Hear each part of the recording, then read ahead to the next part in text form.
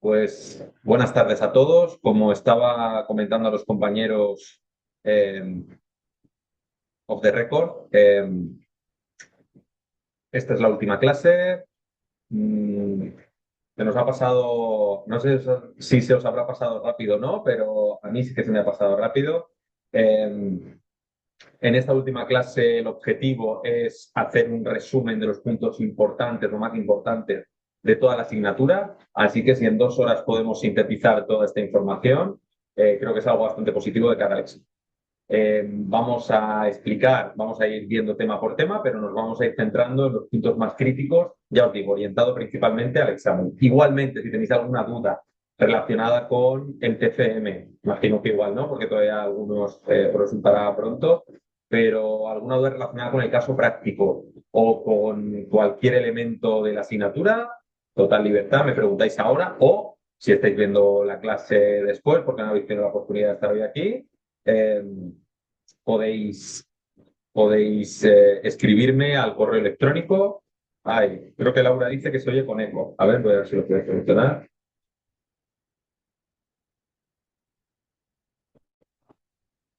¿Ahora mejor? ¿Ahora se escucha un poquito mejor que antes? Sí, ahora mejor. Sí, perfecto. Gracias, por Una duda, avisar. Iván.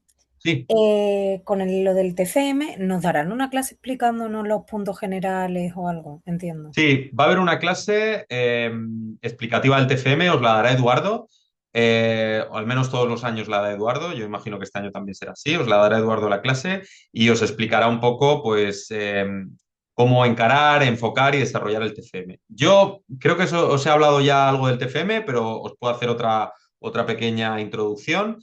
Eh, bueno, más que introducción, recomendación. Primera recomendación es que presentéis borrador. No es obligatorio presentar borrador, pero si presentáis borrador, se os asignará tutor directamente con el borrador, tenéis margen de maniobra para cambiar los errores que vuestro tutor haya detectado en el borrador y cuando presentéis el TFM definitivo, pues si habéis corregido todo lo que vuestro tutor os ha dicho, no vais a tener problema en aprobar ese TFM. Hay gente que presenta directamente el TFM sin haber presentado borrador previamente y si lo ha hecho bien, perfecto, pero si has cometido errores estructurales importantes, pues puede ser que suspendas el TFM. Entonces, un paso para evitaros este problema es que presentéis borrador. Insisto, no es obligatorio, pero bajo mi punto de vista es más que recomendable.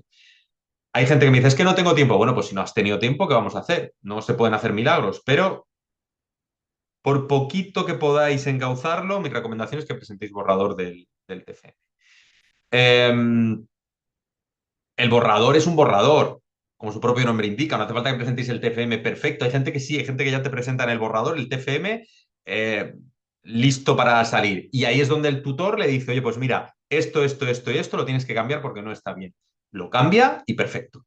Hay gente que no, que lo presenta más en los huesos, más esquematizado. Pues bueno, ya está, se podrán dar menos instrucciones por parte del tutor, pero también es válido. Se os asignará tutor exactamente igual, si lo presentáis en mayor grado de desarrollo que en menor. Pero sí que os recomiendo que presentéis borrador. Me estoy echando tierra en mi tejado porque cuantos más borradores presentéis, más trabajo nos dais a los profesores que tengamos asignadas vuestras tutorías. Pero para ser justos, yo creo que os estamos haciendo un favor dándoos esta instrucción del borrador. Es algo que tenéis a vuestra disposición y lo podéis usar.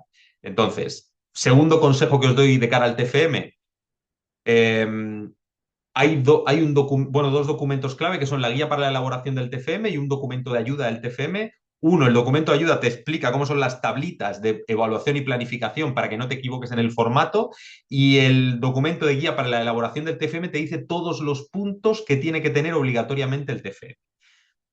Si lo seguís no tenéis por qué equivocaros, pero hay gente que dice, bueno, es que estos documentos guía no me ponen un ejemplo, me dicen lo que tiene que tener, pero es muy subjetivo, no acabo de entenderlo.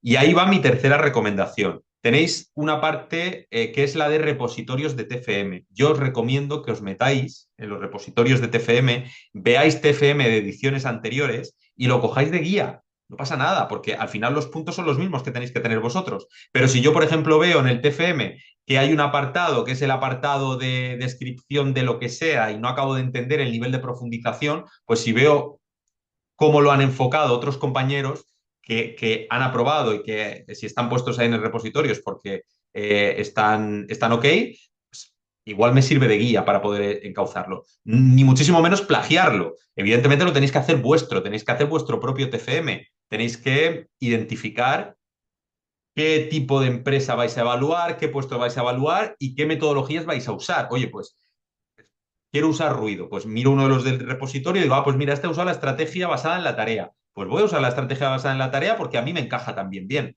Evidentemente los datos no van a ser los mismos, el nivel de decibelios va a cambiar, las características van a cambiar, la atenuación de los EPIs y por lo tanto tanto el equivalente diario como la incertidumbre, como los rangos de atenuación o el cálculo de la propia atenuación, HML o SNR, te va a cambiar. Pero ya tienes una guía.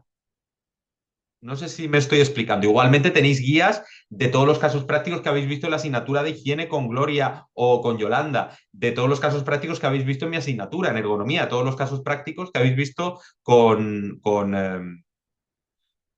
Carlos en psicosociología. Entonces, el TFM ya sabéis que tiene que tener una parte de seguridad, una parte de higiene industrial y una parte de ergonomía o psicosociología, no las dos, elegís una de las dos, la que queráis, y de cada una de esas tres disciplinas elegís la metodología que a vosotros os parezca adecuada.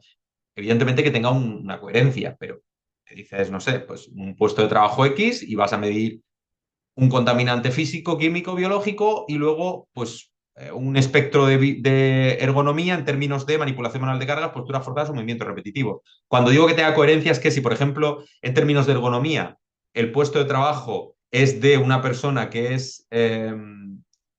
está en un puesto de picking, haciendo manipulaciones manuales de cargas durante 8 horas, ahí lo lógico no es que haga un estudio de posturas forzadas o de movimientos repetitivos. Lo lógico ahí es que haga un estudio de manipulación manual de cargas. No pasa nada. Cuando vosotros, antes del borrador, presentéis qué tipo de empresa y qué actividades vais a hacer, qué puesto vais a evaluar, ahí ya el que os lo revise os dirá si es adecuado o no es adecuado. O sea que no, tampoco os tiene que preocupar demasiado.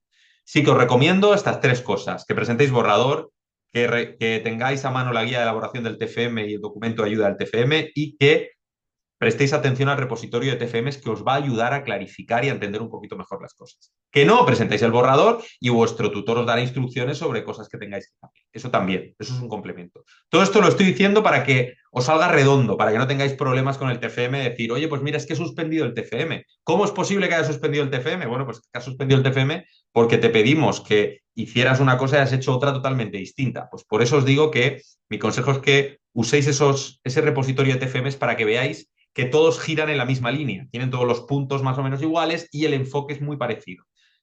Eso lo tenéis que hacer propio a vuestro TFM.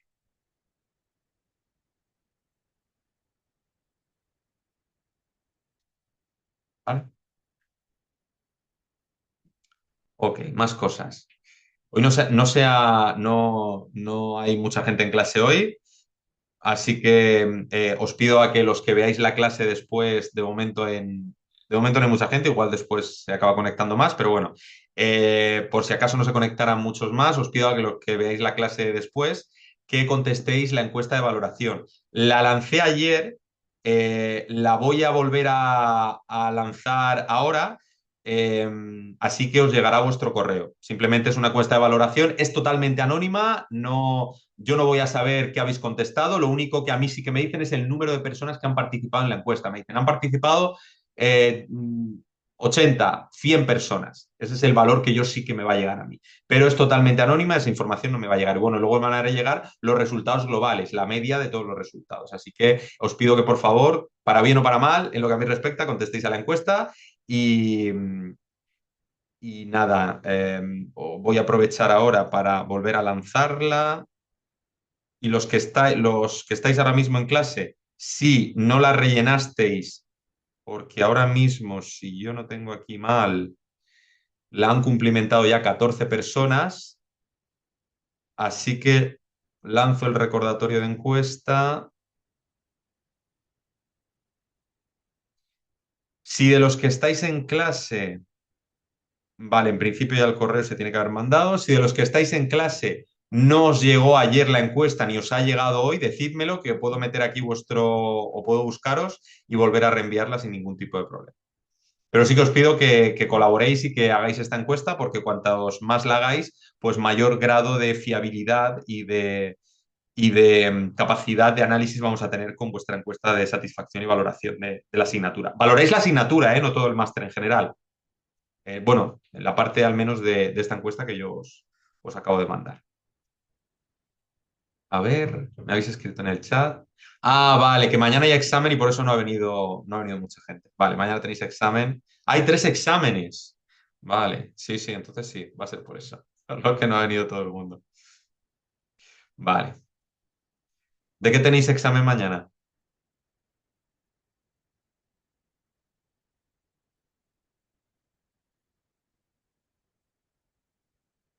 Imagino que las primeras asignaturas de la de Gloria. Ah, seguridad también. Claro, la de Emilio, o sea, la de José Luis, la de Eduardo. Vale, perfecto, perfecto.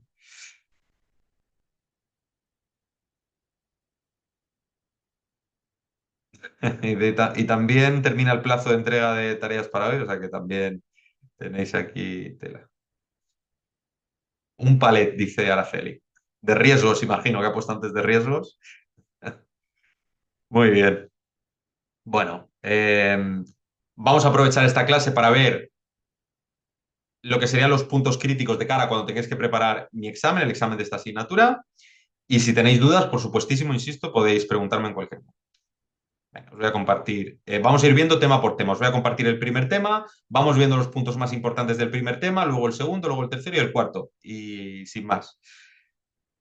Veréis que va a haber muchas partes que voy a pasar rápido. ¿Por qué? Porque son partes que no considero representativas de cara al examen, así que, por supuesto, yo para el examen siempre os diré que tenéis que repasarlo todo, pero os podéis centrar más en los puntos importantes que vamos a ver en la clase.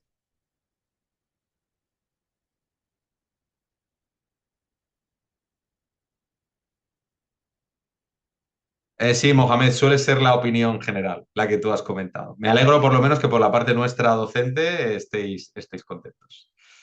Genial. Pues voy a compartir el primer tema.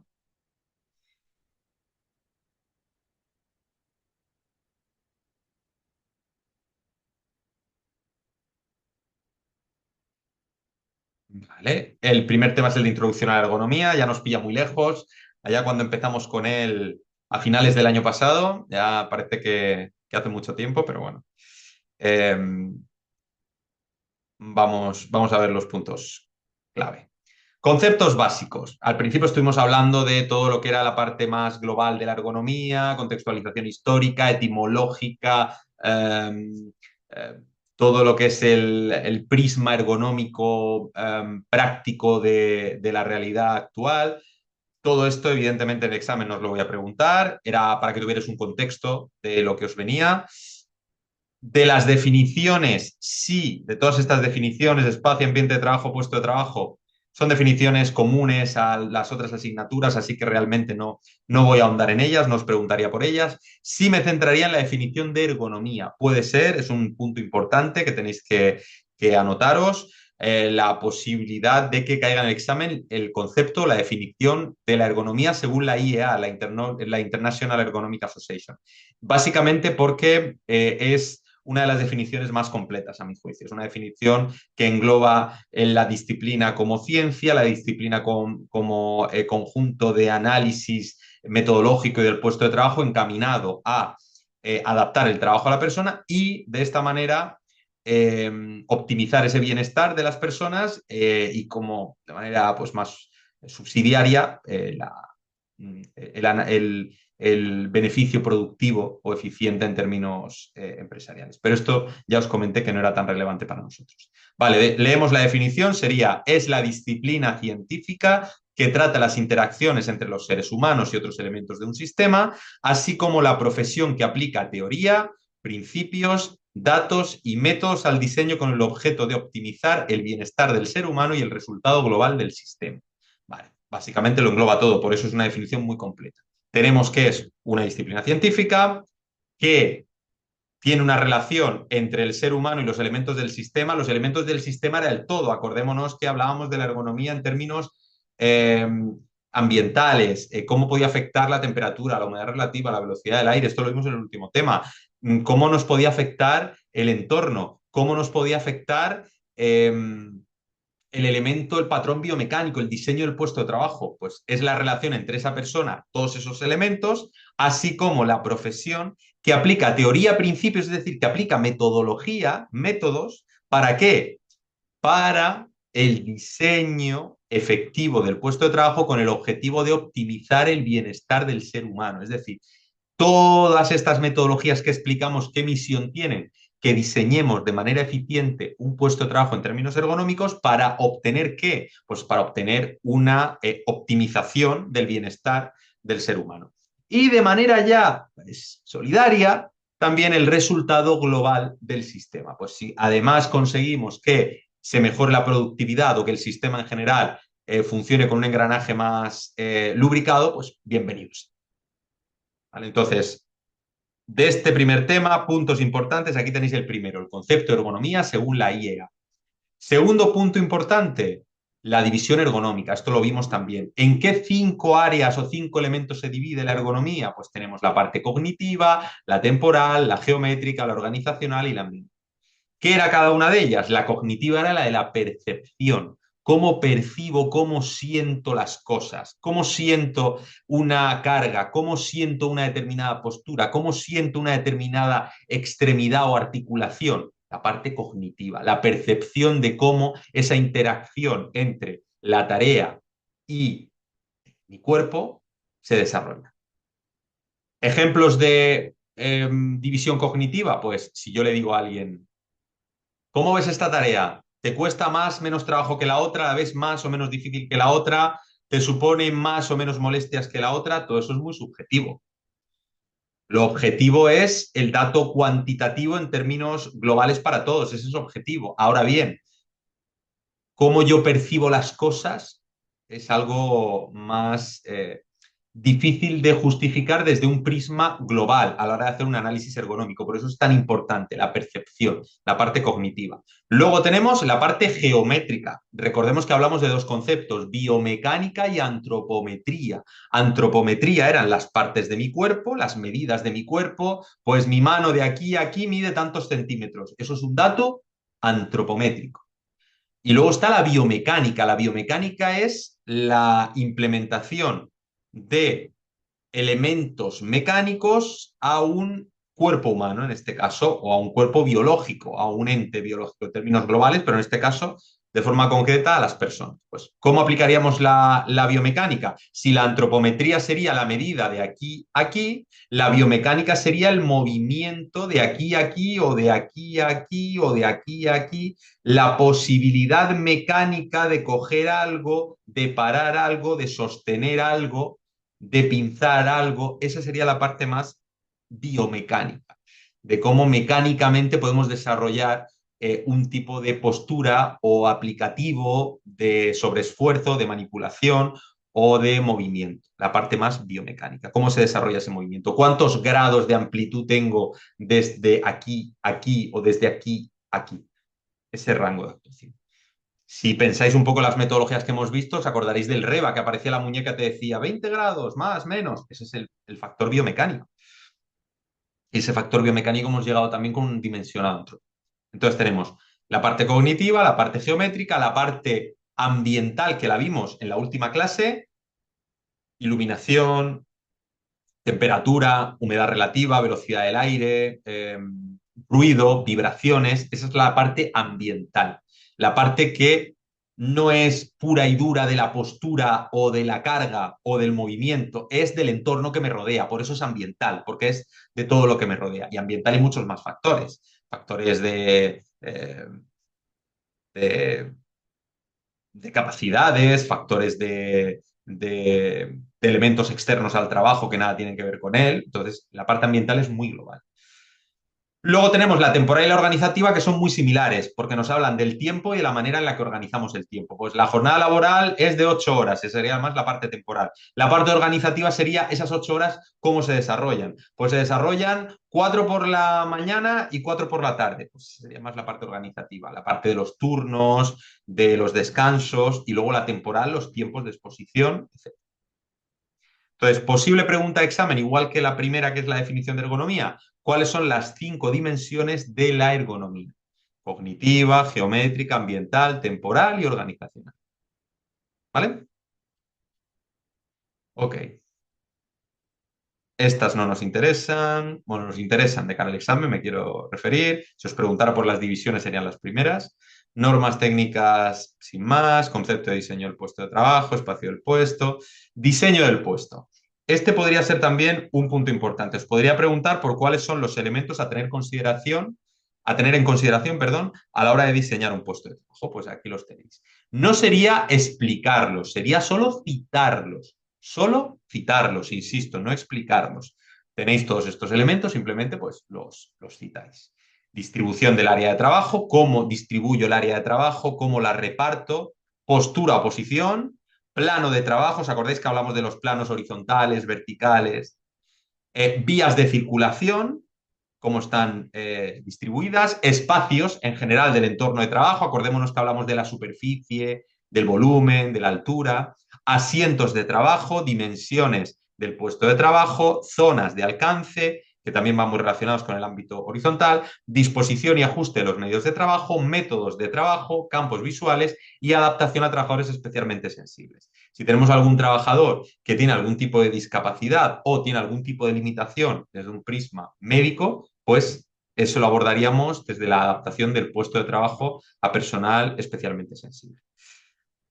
Esto yo sé que en medicina igual, o lo habéis visto, lo veréis con Yolanda, pero eh,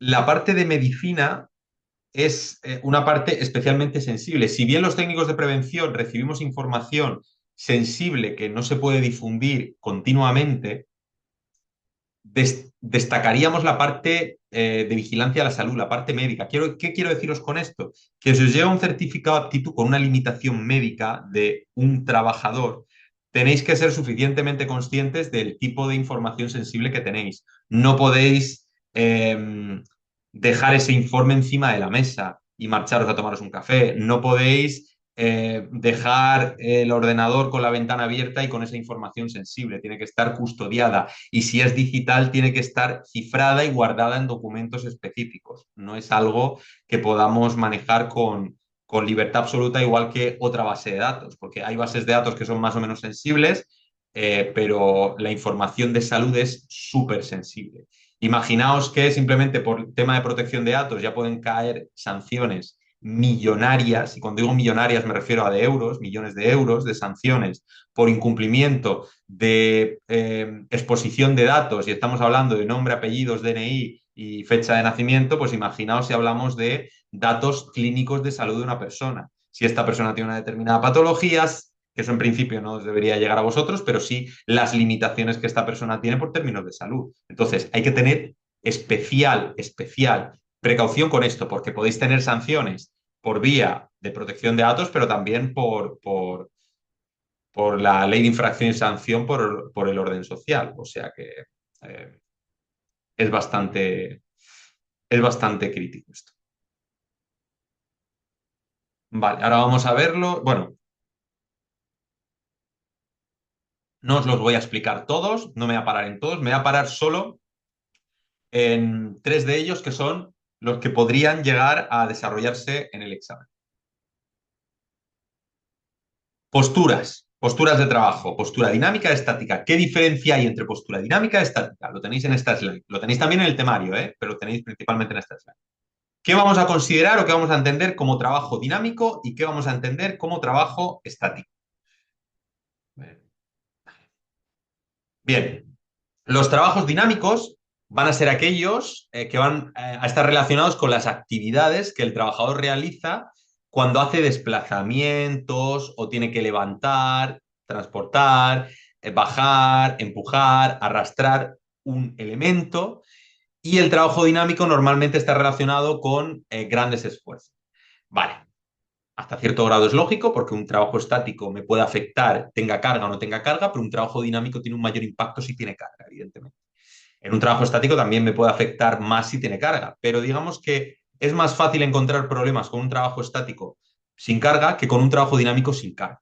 Entonces, el trabajo dinámico, ¿cuál es? Aquel trabajo que conlleva o que requiere transportar algo, subirlo, bajarlo, empujarlo o arrastrarlo y que está muy relacionado con los sobreesfuerzos o con los esfuerzos en general. Bien, esto, si recordáis el concepto que vamos a ver luego en el tema 2 de manipulación manual de cargas, hablábamos de las tareas susceptibles de elevación, descenso, empuje, arrastre o transporte de objetos, personas, animales.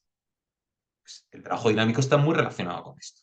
¿Qué requiere el trabajo dinámico? Movimiento, dinamismo, ya la propia definición nos da a entender por dónde van los tiros. El trabajo estático, en cambio, es el que conlleva las actividades en las que es necesario mantener posturas estáticas durante periodos de tiempo prolongados con poca libertad de movimiento.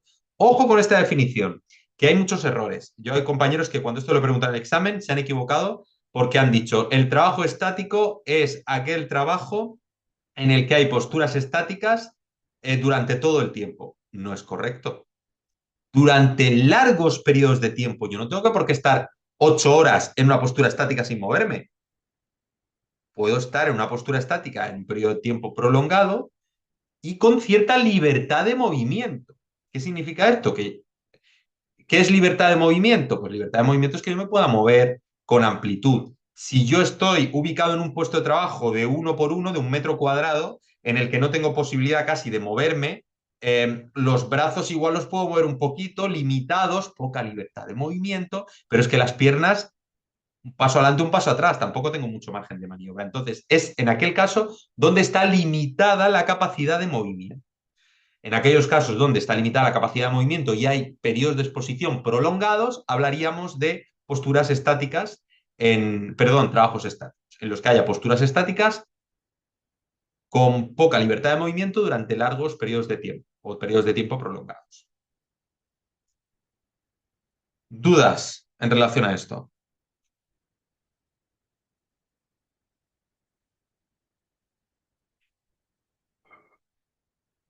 ¿No? Muy bien, pues continuamos. De aquí no vamos a parar especialmente todos estos puntos. Vale, planos de trabajo. También posible pregunta de examen. Pregunta de examen sería, indíqueme cuáles son los 3 planos de trabajo. Yo aquí en clase os expliqué los planos de trabajo, los planos anatómicos, el desarrollo en base a sus coordenadas, básicamente. Yo en el examen os podría preguntar, indíqueme, no explíqueme, solo citar. Cíteme o indíqueme cuáles son los 3 planos de trabajo y en base a qué se determinan. Plano horizontal, vertical, tridimensional. ¿Y en base a qué se determinan estos 3 planos de trabajo?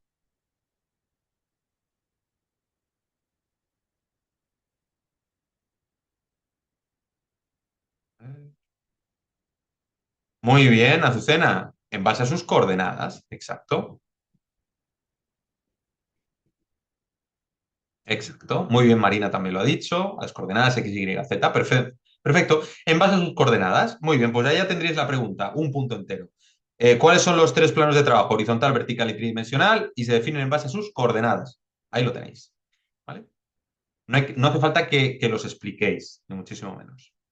Ya os estuvimos explicando en clase, los desarrollamos en la metodología NAIOS, por ejemplo, y básicamente en todas las otras, así que hemos entendido ya lo que es un plano horizontal y vertical. Por eso esto lo vamos a pasar. Accesos y vías de circulación también. Y nos pararíamos en espacios del entorno de trabajo. Voy a quitar la slide para ver si nos acordamos. Posible pregunta de examen. En base al Real Decreto 486, ¿cuál es la superficie, o sea, cuáles son las dimensiones mínimas que tiene que tener un lugar de trabajo? Altura, superficie y volumen. Vale, ¿cuál es la altura mínima que tiene que tener un lugar de trabajo? ¿Os acordáis?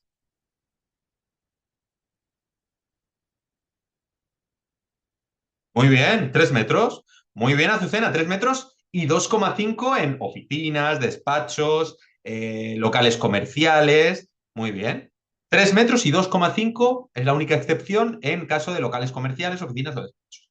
Muy bien. Superficie. ¿Cuál es la superficie mínima que tiene que haber por trabajador? Muy bien, Marina. Perfecto, Rosa también. 2 metros cuadrados. Habéis puesto 2 y 2 metros. Acordaros que es muy importante la unidad. Metros cuadrados, 2 metros cuadrados. Vale, que yo sé que aquí lo habéis puesto en el chat, pues evidentemente, por explicarlo más rápido. Vale, y el volumen mínimo libre por trabajador, muy bien, 10 metros cúbicos, perfecto, lo habéis puesto todos perfecto. Marina, Azucena, Rosa, perfecto. 10 metros cúbicos, muy bien. Pues ahí tendréis otra pregunta de examen. Ya hay otro. Otra posible, ¿eh? No os estoy diciendo que vayan a ser todas, os estoy diciendo muchas posibilidades, pero lo estoy acotando bastante. Los tenéis aquí, 3 metros, 2,5, 2 y 10. Vale, de aquí nada, nada, dimensiones nada, zonas de alcance nada, medios de trabajo nada, métodos, campo visual, adaptación, conceptos básicos de biomecánica y antropometría. Aquí tendríamos principalmente, bueno, estuvimos hablando de las variables antropométricas. En principio en el examen yo no os lo voy a preguntar.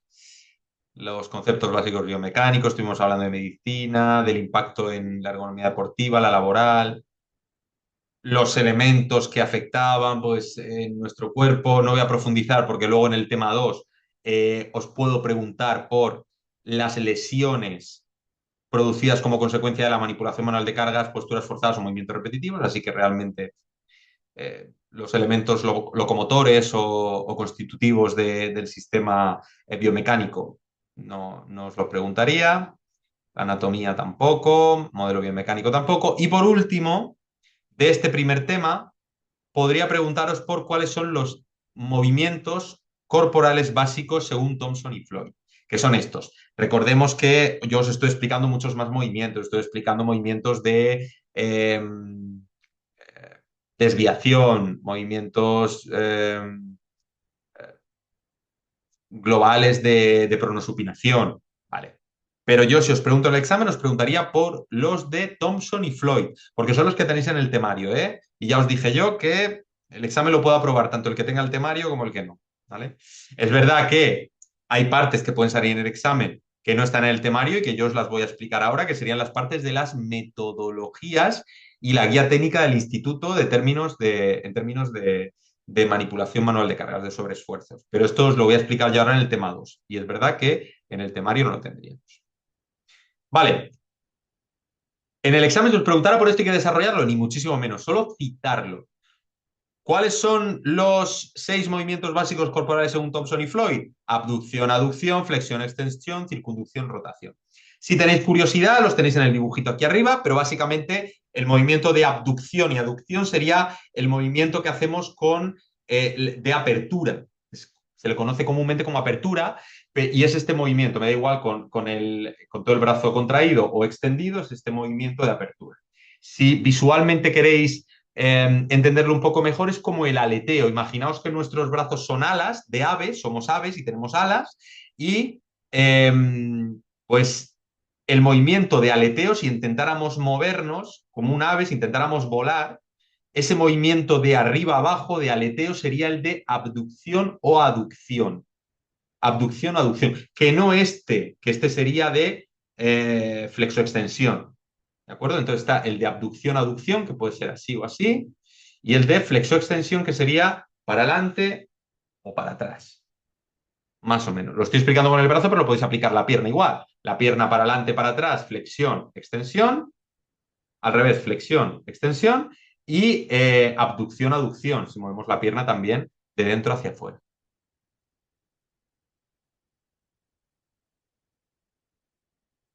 Mirad, un muy buen recordatorio os ha puesto Laura en el chat. Ha dicho como recordatorio abducción de abrir. Abducción, abrir. Abrir, abrir, abducción. ¿Vale? Sí, es un buen recordatorio. Si quiero abrir, abducción. Y el otro es aducción.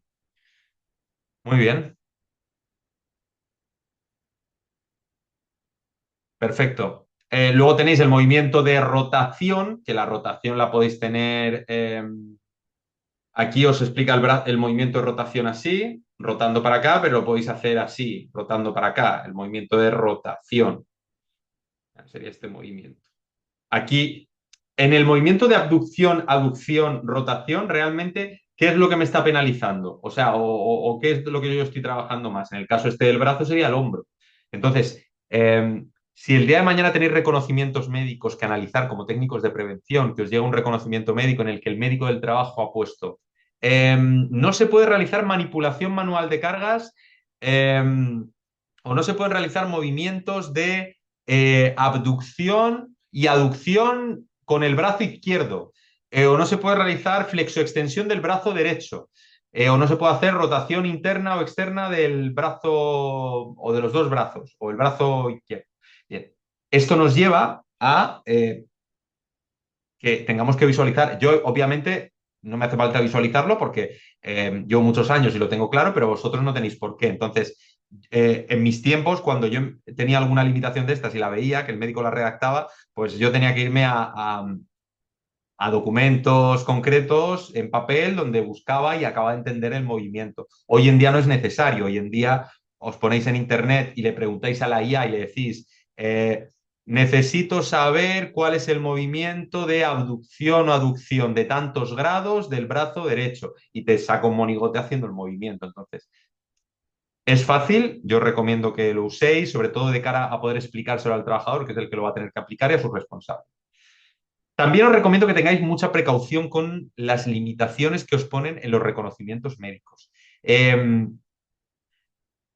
Hay muchas veces que el médico pone limitaciones y no es del todo preciso en términos técnicos. A veces que el médico os pone en una limitación rotación cuando realmente lo que quiere decir es flexoextensión o giro o circunducción. Entonces, más vale muchas veces preguntar y otras veces que directamente los datos no son correctos. Imaginaos que el médico os dice, no se puede hacer elevación y descenso, manipulación manual de cargas, de elevación y descenso, empuje y arrastre, más de 10 kilos. ¿Esa limitación creéis que está bien formulada? ¿Creéis que la unidad de 10 kilos vale tanto para elevación o descenso como para empuje y arrastre? ¿Metodológicamente creéis que es lo mismo? ¿Que vale lo mismo?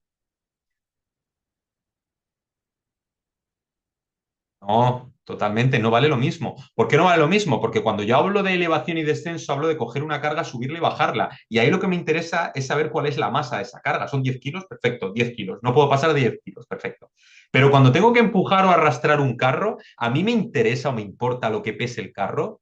Me da absolutamente igual. A mí lo que me importa o me interesa es saber la fuerza que yo tengo que ejercer para mover ese carro.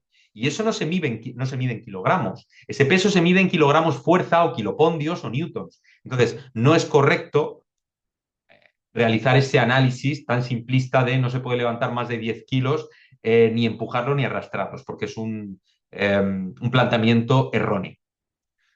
Esto evidentemente os lo dará la experiencia, pero para que lo tengáis claro de cara a defenderlo si en algún momento tenéis que explicárselo a algún trabajador. Y luego tenéis el movimiento de circunducción y de rotación. O sea, el de rotación ya os lo he comentado, el de circunducción sería todo el giro de la articulación. Sería solo citarlos. ¿Dudas que tengáis?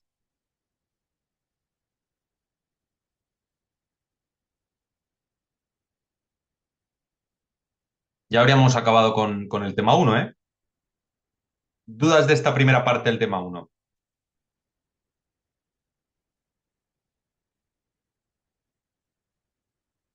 Concepto de ergonomía, divisiones de la ergonomía, eh, los elementos del diseño del puesto de trabajo, la diferencia entre trabajos dinámicos y estáticos, los planos de trabajo, la superficie está por aquí, los espacios del entorno, altura, superficie, volumen.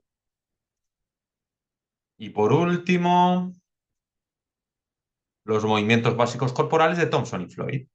Los tenéis, uepa, al final del tema.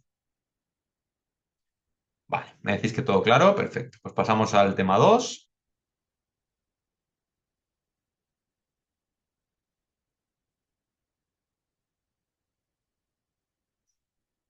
Vale,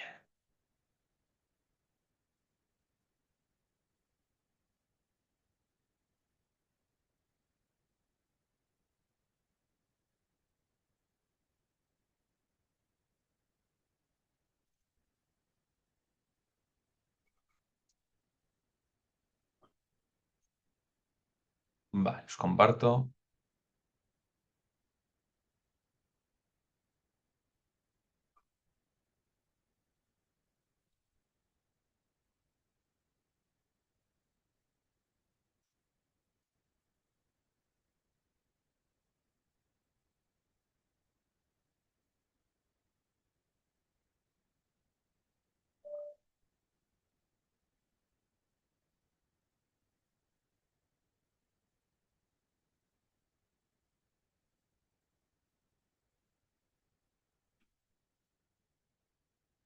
No sé si lo veis ya.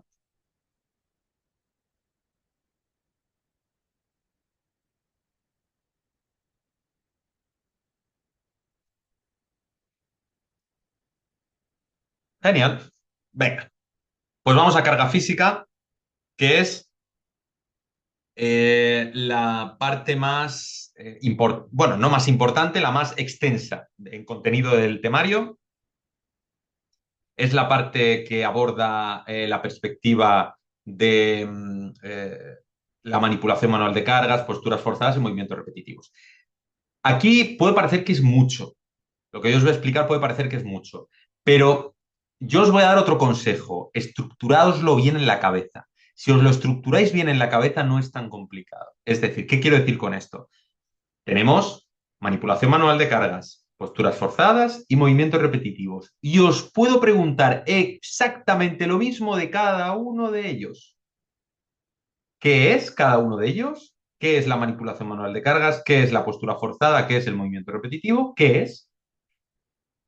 ¿Cuáles son las principales patologías o lesiones relacionadas con este tipo de actuación? En manipulación manual de cargas, en movimientos repetitivos, en posturas forzadas, manipulación manual de cargas, recordemos, lo vamos a ver ahora, pero recordemos lumbalgia, dorsalgia, cervicalgia, hernia discal, protusión. ¿Vale? Movimientos repetitivos y posturas forzadas, dijimos que las mismas. Síndrome del túnel carpiano, epicondilitis, tenosinovitis, canal de Gullón, y serían las mismas tanto para uno como para otro. Luego, otra cosa que se puede preguntar también en las tres, metodologías. ¿Cuáles son metodologías de análisis de cada uno de ellos? Pues en manipulación manual de cargas teníamos, ¿os acordáis de manipulación manual de cargas que teníamos? ¿De metodologías? ¿Os acordáis? ¿Qué metodologías había en manipulación manual de cargas? A ver si os acordáis. Muy bien, Azucena. Muy bien, Araceli también. El NIOS. NIOS es una metodología de manipulación manual de cargas. ¿Qué otra metodología hay también de manipulación manual de cargas?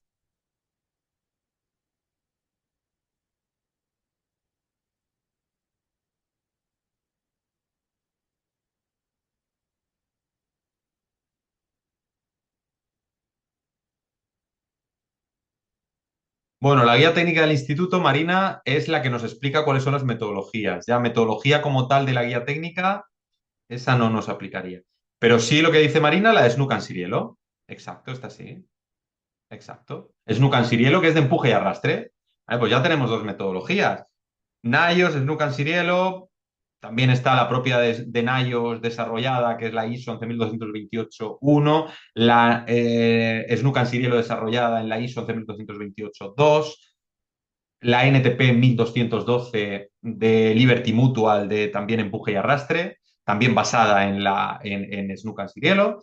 Entonces, ya está, las tenemos claras. Metodologías de posturas forzadas. ¿Os acordáis metodologías de posturas forzadas?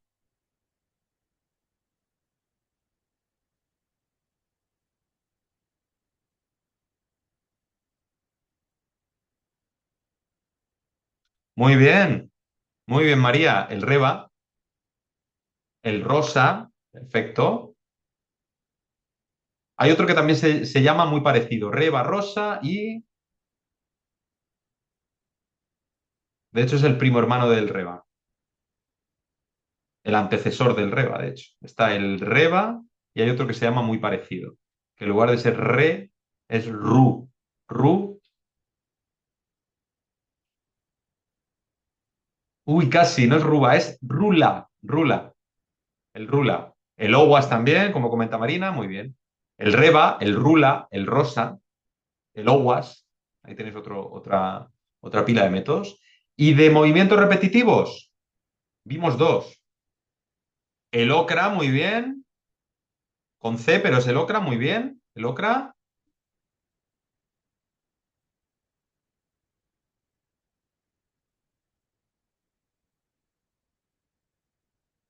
Y el del Instituto Biomecánico de Valencia, el IBV. El IBV. El IBV. ¿Vale? Y luego está el Strain Index también, que es otro método que también es de movimientos repetitivos. Entonces, hay varios métodos. Si os pido en el examen, identifíqueme dos o tres métodos de esta disciplina, pues simplemente los citáis. Muy bien. Pues os he dicho definiciones de cada uno de los tres, tipos de lesiones de cada uno de los tres y metodologías de cada uno de los tres. No es tan complicado. O sea, no es tan complicado. Que hay que tenerlo claro. Ahora luego después veremos en las metodologías elementos clave de estas metodologías. Fuera de esto, el concepto de carga física, que es igual que el de carga mental, pero cambiándolo de mental por física, y pues los puntos importantes de la guía técnica del instituto, que básicamente lo vamos a limitar al peso máximo en condiciones óptimas de hombre y mujer en función de la edad. Vamos a verlo, os he hecho una pequeña introducción de lo que serían los puntos importantes de este tema, pero mirad, en un momento, no nos ha llevado tantísimo tiempo. Vamos a verlos. Venga, empezamos con el concepto de carga física. ¿Qué es la carga física? Vale, pues la carga física la vamos a entender como el conjunto de requerimientos o de exigencias físicas a los que está sometido el trabajador como consecuencia de su trabajo a lo largo de su jornada laboral. Esto ya lo vimos en carga mental y dijimos, es el conjunto de requerimientos mentales eh, cognitivos o intelectuales a los que está sometido un trabajador como consecuencia de su trabajo a lo largo de la jornada laboral. Es exactamente la misma definición, lo único que cambia, físico por mental, pero es lo mismo. Y, por supuesto, la relación entre el concepto de fatiga y carga física. ¿Cuándo se va a producir fatiga? ¿Cuándo se va a producir fatiga? Cuando, ¿qué hecho ocurre? ¿Qué hecho tiene que ocurrir para que una persona sufra fatiga?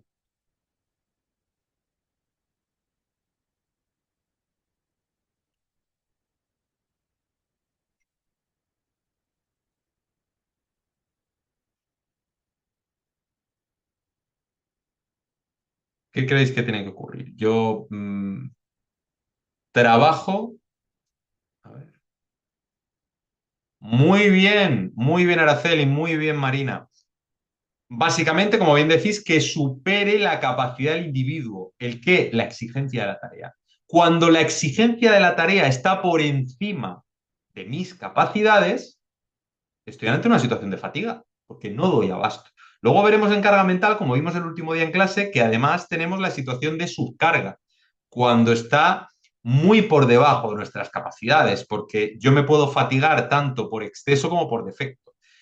Y seamos claros, extremo, extremo. Si es un déficit minúsculo o un superávit minúsculo, no tiene por qué haber una situación de fatiga. Es cuando es extremo, cuando ya las exigencias de la tarea son tan ridículas, son tan bajas, que no llego a mantener los mínimos vitales de esfuerzo. Y cuando digo los mínimos vitales de esfuerzo, esto es como pues, una situación general. Una máquina, ¿qué le ocurre a un coche cuando la demanda es tan baja, tan baja, tan baja? Que esto en los coches modernos no pasa, pero los que seáis de mi época recordaréis los coches que iban con ralentín o las motos que iban ralentín. ¿Qué pasa cuando tú a una moto o a un coche no le dabas gas? ¿Qué le pasaba?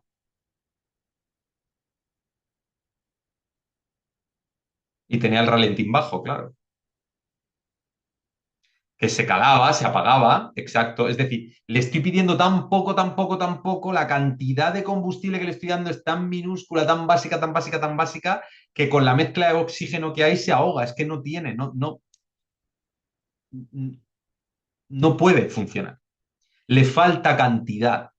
Igual que se puede estropear por falta de cantidad, también por exceso de cantidad. Si yo un motor lo llevo tan revolucionado, tan revolucionado, tan revolucionado durante tanto tiempo, pues puede pasar también que se estropee durante periodos largos de tiempo. Entonces, tan malo es el exceso por arriba como por abajo. Y esto lo podéis aplicar no solo a esta asignatura, podéis aplicar absolutamente a cualquier elemento, situación o vivencia que se os pueda presentar actual e histórica en la existencia. Todo en exceso y todo en defecto extremo es malo.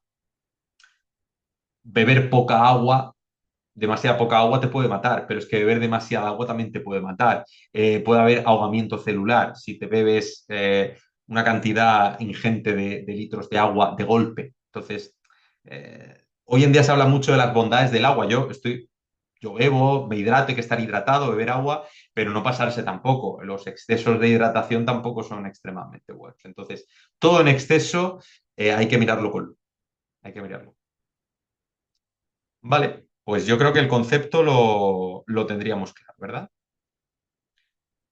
Vamos a hacer, como llevamos una horita de clase, vamos a hacer un pequeñito descanso, si os parece bien, para retomar fuerzas y ya continuamos y rematamos el tema 2, 3 y 4. Si os parece bien, si no sigo, ¿eh? Yo no tengo problema.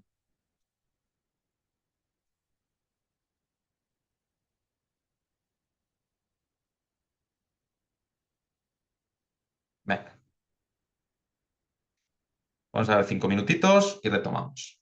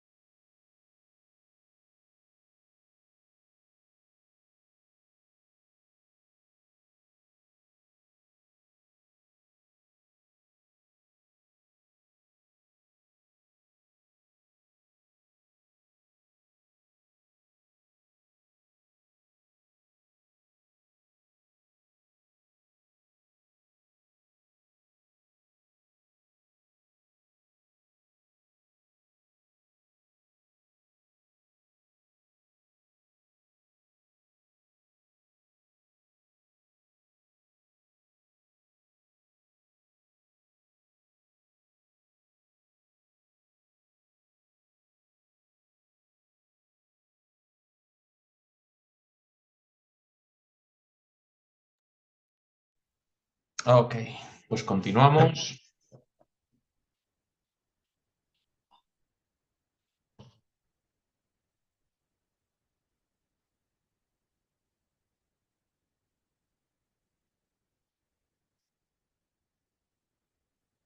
Venga. Eh, el concepto de carga de trabajo yo creo que lo tendríamos, de fatiga física también, características de la fatiga, carga física, trastornos musculoesqueléticos y unas características de la fatiga, evidentemente, pues eh, características como capacidad, como indicador, factor de error o efectos en la salud, aspectos subjetivos, la multicausalidad, qué es recuperable y crónica, sin más, factores de diseño, factores de riesgo derivados de la fatiga, pues organizacional, de diseño, de tareas y equipos, ambientes personales,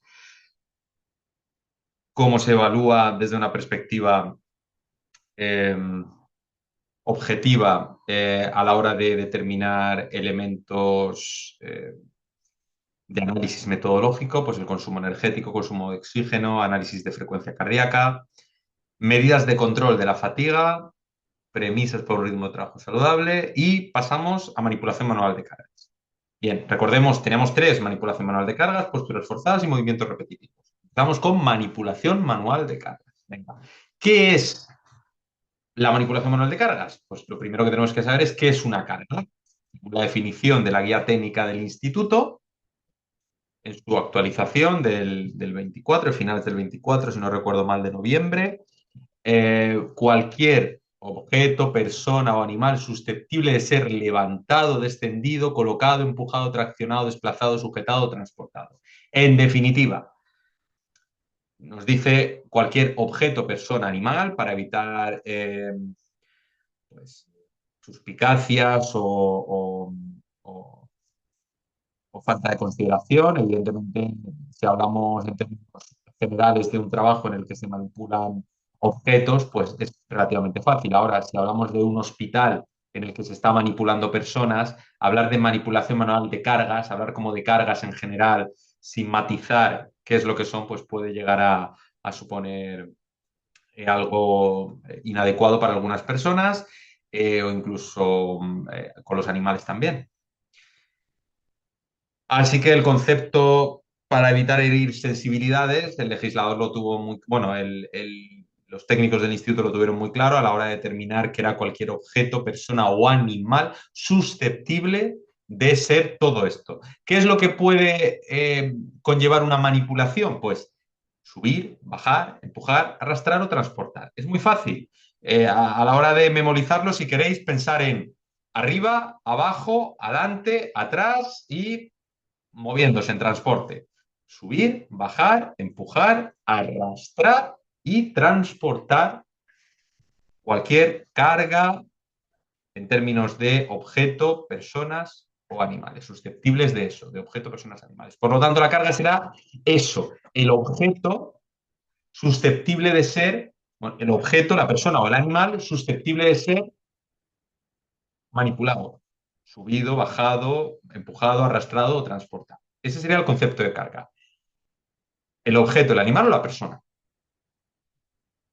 La manipulación manual de cargas es la acción, es decir, la operación de subir, bajar, empujar, arrastrar, que, pues lo que hemos dicho, la carga que era cualquier animal, objeto, persona, susceptible de suponer una condición ergonómica inadecuada. ¿Qué quiere decir esto?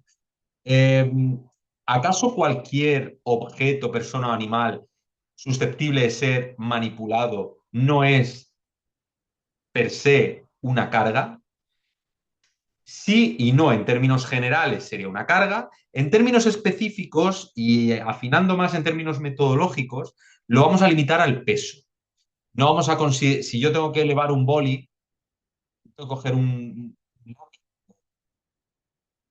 peso del lápiz insignificante. Llamar esto carga, esto me está suponiendo un esfuerzo inasumible, obviamente no. Entonces vamos a estandarizar un peso mínimo a partir del cual consideremos que esta carga es necesaria necesariamente valorable o que va a requerir de una valoración. ¿Cuál va a ser esta carga? ¿A partir de qué peso vamos a considerar carga?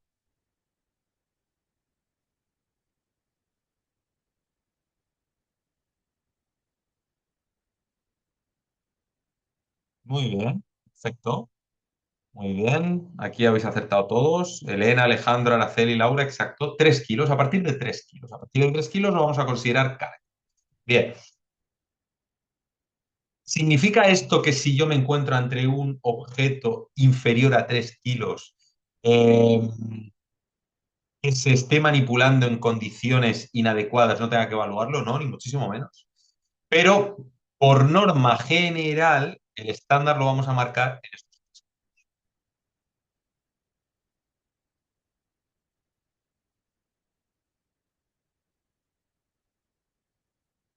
dudas. En relación a esto,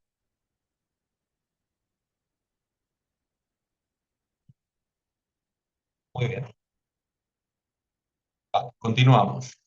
Normativa de aplicación. Aquí un poco más, lesiones más frecuentes. Bien. Lesiones musculoesqueléticas relacionadas con la manipulación manual de cargas. Os podría preguntar en el examen, citar cuáles son las lesiones musculoesqueléticas más características relacionadas con la manipulación manual de cargas. Pues me podéis decir lumbalgia, ciática, dorsalgia, cervicalgia y hernia discal.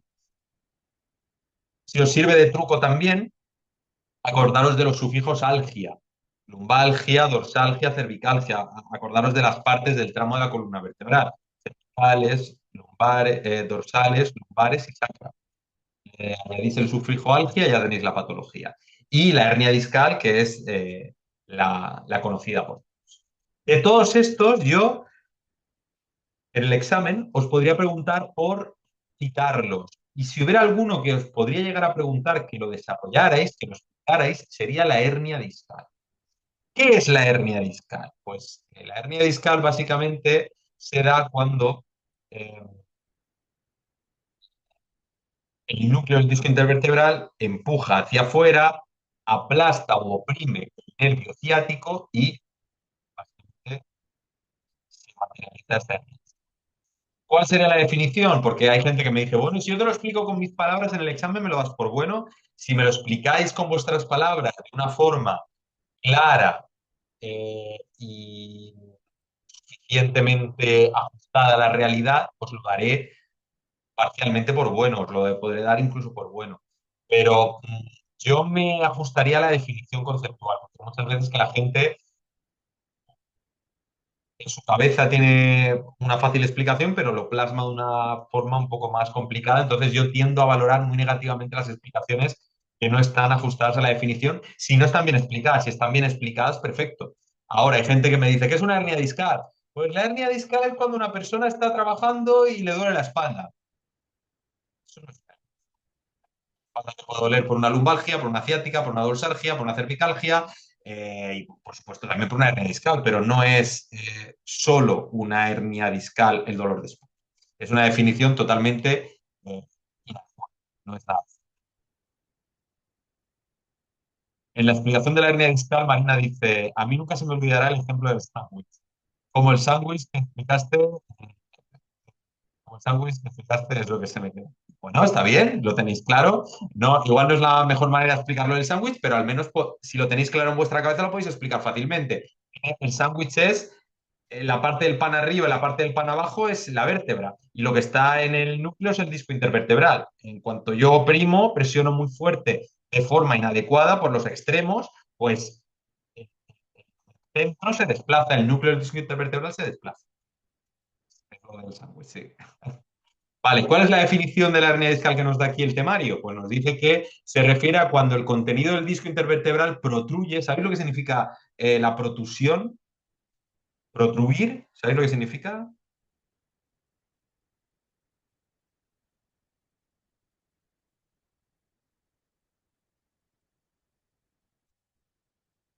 Salir o desplazar, exacto. La protrusión, cuando dice que el disco intervertebral protruye hacia el exterior, significa que se desplaza o que sale hacia el exterior. Eso sí lo podéis decir con vuestras palabras, no hace falta que digáis protruye, si no os acordáis, pero podéis decir, se da cuando el disco intervertebral sale hacia el exterior, más allá del contorno natural, es decir, más allá de su sitio, y ejerce presión sobre la raíz nerviosa en el receso lateral en su salida a la columna, es decir, y ejerce presión donde está el nervio, que es en la parte trasera de la columna.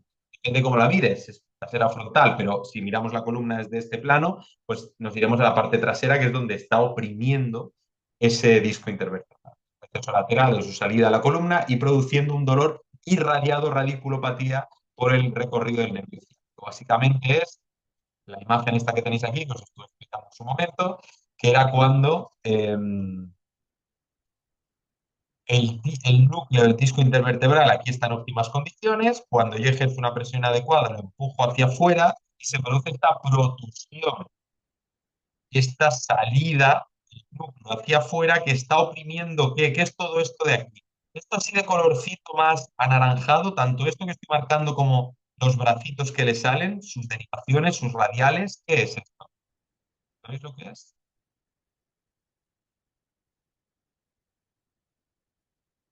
Lo que está siendo oprimido, porque esto que tenéis aquí es el hueso. Esto aquí es el hueso, pues lo que está entre el núcleo, o sea, lo que está entre el disco vertebral y el hueso, ¿qué es? El nervio. El nervio. Ahí tenéis el nervio, oprimido en este caso por el disco intervertebral. ¿Dudas en relación a este concepto? Tendríamos el concepto de manipulación manual de cargas, el concepto, las lesiones más comunes y de forma más concreta la de la hernia. Y ahora ya nos faltan las metodologías. Esto lo vamos a ver con el Real Decreto, con la guía técnica del 487, el Real Decreto de sobreesfuerzo. ¿Vale? Tenemos factores de riesgo lumbar, las características de la carga, el esfuerzo físico, características del medio de trabajo, exigencia de la actividad, factores individuales del trabajador y otros factores. Al final no es otra cosa que con riesgo dorsolumbar, cómo es la carga, qué esfuerzo físico hay que realizar, qué características tiene el entorno, qué exigencias conlleva la propia actividad y qué factores o características individuales tiene la persona, básicamente. Bien, de la guía técnica del, mira, sí, he acertado, noviembre del 24, la guía técnica del 487 del 1900, uy, aquí se ha colado, ¿no?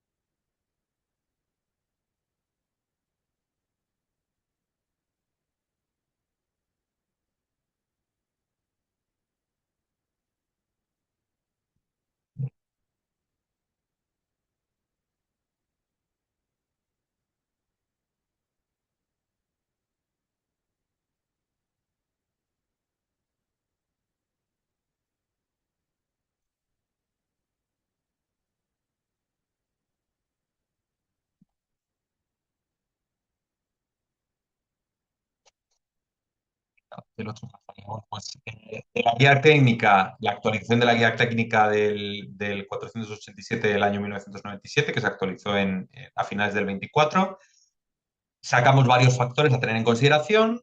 Yo os comenté y os lo vuelvo a reafirmar que de cara al examen yo no os preguntaría ni, bueno, esto ya lo hemos visto antes, que es el peso, o sea, la carga a partir de la cual consideramos susceptible de ser evaluada, que era a partir de 3 kilos. Y no os voy a preguntar por las fuerzas iniciales y mantenidas o sostenidas por hombres y mujeres de empuje y arrastre mínimas, o sea, máximas, perdón. Pero sí que os podría preguntar por cuál es el peso o la masa máxima a partir de la cual eh, consideramos que una manipulación manual de cargas conlleva un riesgo inaceptable para hombres y mujeres dependiendo del sexo. Es decir, cuál es el peso máximo de referencia que no se debe sobrepasar en función del sexo y la edad, en caso de que las condiciones sean adecuadas. Entonces, evidentemente en el examen no vais a poder hacer la tablita, pero simplemente lo redactáis y lo explicáis tanto para hombres como para mujeres. Pues mujeres de entre 20 y 45 años son 20 kilos, mujeres de menos de 20 a más de 45 son 15 kilos, hombres de 45 son 25 kilos y hombres de menos de 20 o más de 45 son 20. Ay, perdón.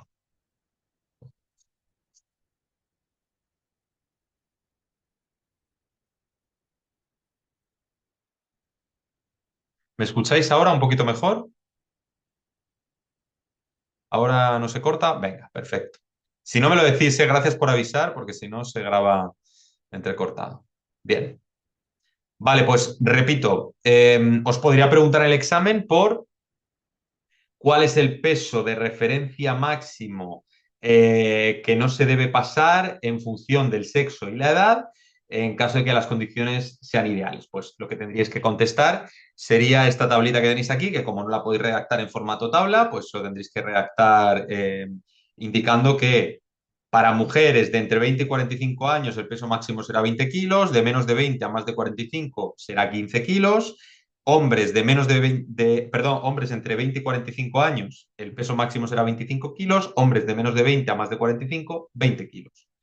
Simplemente sería esto, identificarlo en la pregunta.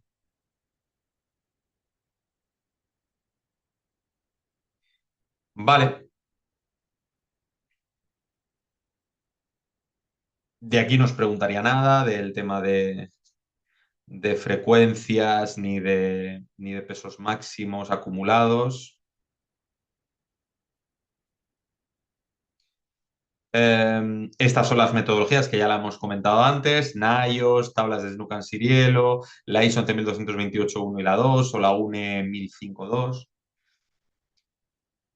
Y vamos allá con las metodologías. ¿Qué os podría preguntar de NIOS? Vale, pues de NIOS os podría preguntar cuál es el límite de peso recomendado, eh,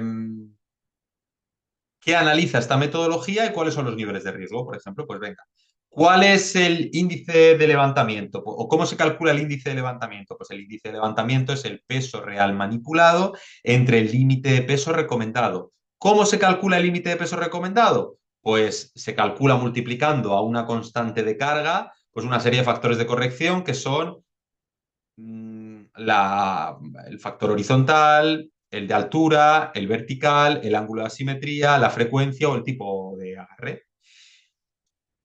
¿Qué analiza esta metodología? Manipulación manual de cargas. ¿Y cuáles son los niveles de riesgo? ¿Cuántos niveles de riesgo tiene esta metodología? ¿Os acordáis?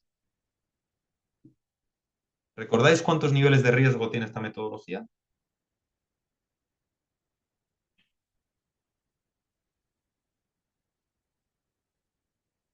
Muy bien, María, tres niveles de riesgo.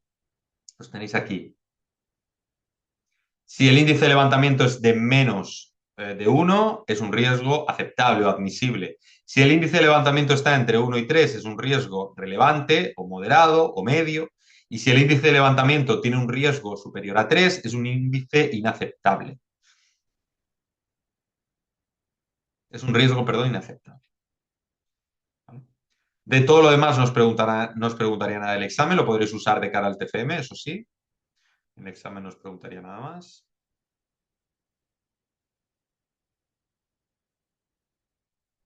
De Snook Siri lo que os puedo preguntar, pues lo mismo. ¿Qué evalúa Snook Sirielo? Manipulación manual de cargas, posturas forzadas, movimientos repetitivos, ¿qué evalúa?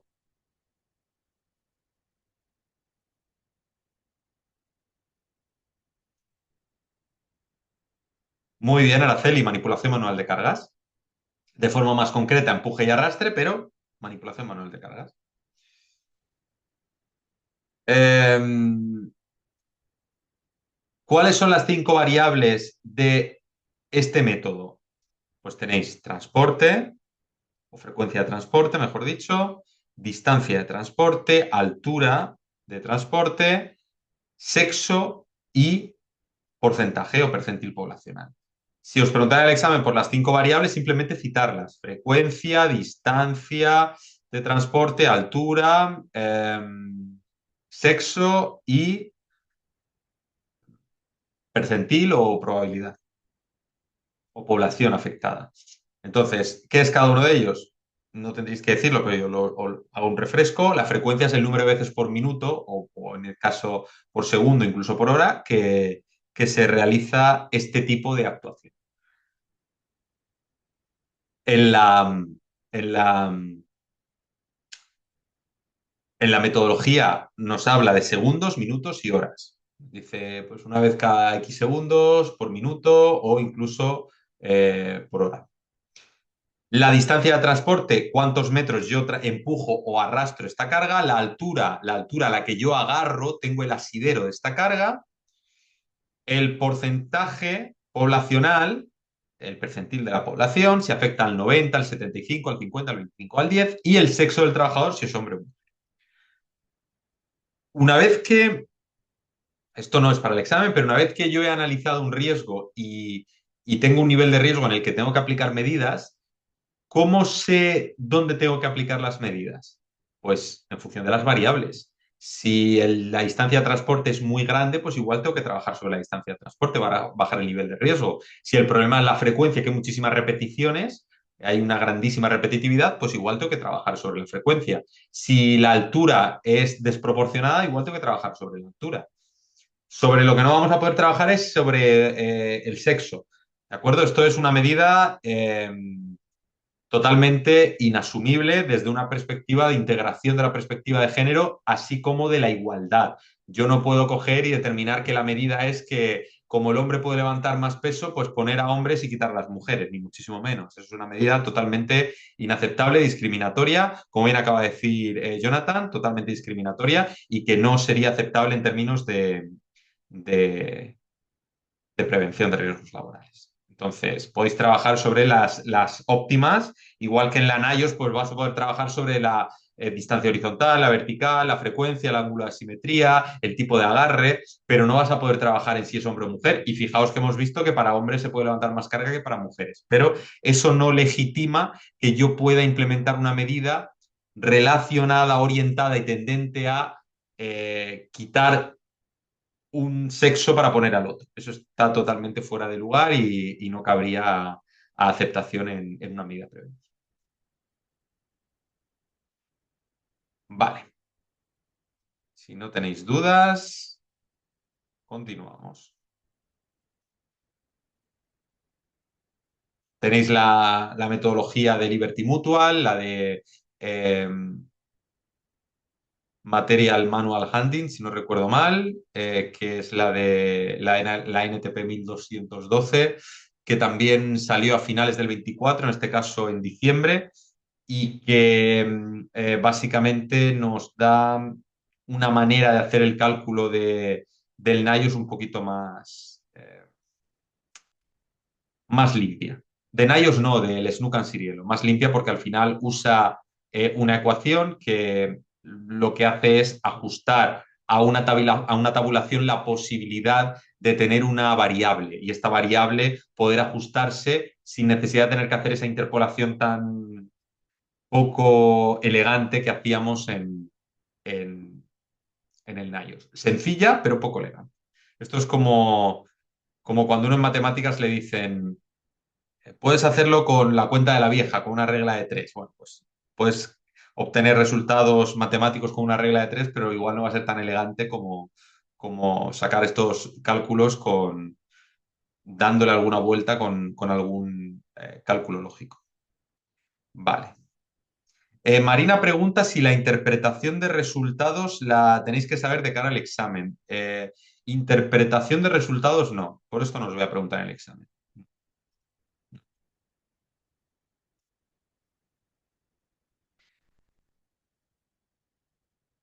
De Nayo sí que os podría preguntar por los niveles. ¿Qué tres niveles hay? Pues hay tres niveles. De uno a menos de uno, entre uno y tres y mayor a tres. Pero la única, las demás no os preguntaría. Máxime cuando Nayos, o sea, cuando Snook and Siri los puede liar tanto. ¿Vale? Esto lo estuvimos viendo en clase, cómo se calculaba. Veis, aquí tenemos una variable que nos permite el cambio y el desarrollo de esta fórmula, junto con una serie de desviaciones y de cálculos de constantes que al final nos llevan a obtener el resultado de la masa, eh, la masa máxima aceptable, el maximum acceptable load, la masa máxima aceptable. Para el percentil poblacional que nos interesa, que en este caso sería el 90, pero esto no vamos a entrar ahora porque no iría de cara al examen. Vale. Pasamos a posturas de trabajo. Posturas de trabajo. Bien. Concepto de postura de trabajo. Lo primero, ¿qué es una... Bueno, de postura de trabajo igual yo me centraría más en postura forzada. ¿Qué es una postura forzada?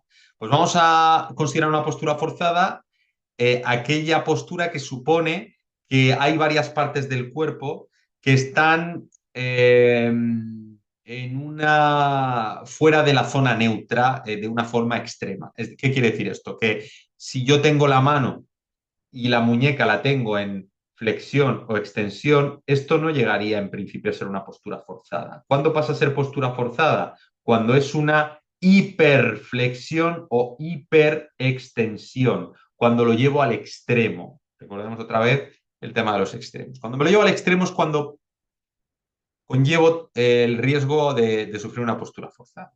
Aquí tenéis la definición que os dice posiciones de trabajo que suponen que una o varias regiones anatómicas dejan de estar en una posición natural de confort para pasar a una posición forzada que genera hiperextensión, hiperflexión o hiperrotación osteoarticular con la consecuente producción de lesiones por sobrecarga. Básicamente, eh, ese segmento que sale de la postura neutra y que se va al extremo, a la hiperflexión, hiperextensión, hiperrotación, hiperpronosupinación, hiperdesviación radiocubital, hiper movimiento básico corporal que se nos va al extremo. La postura forzada comprende las posiciones del cuerpo fijas o restringidas, las posturas que sobrecargan los músculos y los tendones, las posturas que cargan las articulaciones de una manera asimétrica y las posturas que producen carga estática en la musculatura. Básicamente, pues todo lo que sería el elemento lesivo de la postura. Podemos tener posturas, ya lo vimos, estáticas y dinámicas, pero no entraríamos en esto otra vez porque ya lo habríamos preguntado en el primer tema. Muy bien.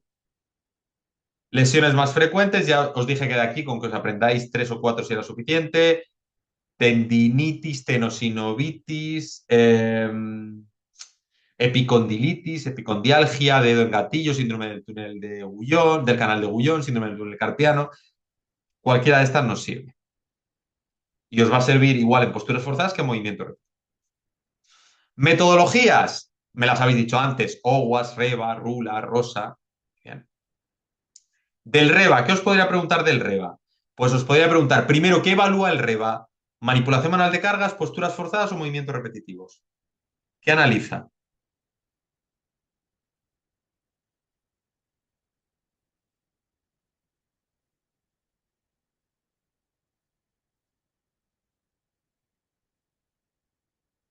Muy bien, Elena, muy bien, Marina, Azucena, posturas forzadas. Analiza posturas forzadas. Primera parte de la pregunta la tendríamos. Segunda, ¿en qué dos partes o en qué grupos divide el cuerpo? Pues tenemos grupo A y grupo B. Grupo A, cuello, tronco, piernas. Grupo B, brazo, antebrazo, muñeca. O dicho de otra manera, el grupo A sería como la parte del segmento bloque o troncal, valga la redundancia, y el grupo B, las extremidades, brazos, antebrazos y muñecas. Bien, además de esto, en la parte B, brazos, antebrazos y muñecas, tenemos que hacer dos análisis, izquierdo y derecho, extremidades izquierdas, extremidades derechas. Imaginémonos que la extremidad derecha me da un 5 y la extremidad izquierda me da un 6. ¿Cuál será el resultado o con qué valor me quedaré?